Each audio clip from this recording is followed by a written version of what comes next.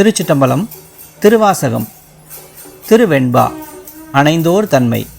முன்னை வினையிரண்டும் வேறறுத்து முன்னின்றான், பின்னை பிறப்பறுக்கும் பேராளன் தென்னன், பெருந்துறையில் மேய பெரும் கருணையாளன், வரும் துயரம் தீர்க்கும் மருந்து.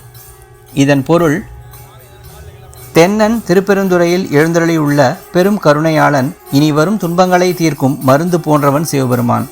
அவன் முன்னை பிறவிகளில் ஈட்டிய பழைய வினைகள் இரண்டினையும் வேரோடு நீக்கி என் முன்னே காட்சி வழங்கினான். அவன் இனிவரும் பிறப்பினை போக்கும் பெருமையாளன் ஆவான். திருச்சிட்டம்பலம்.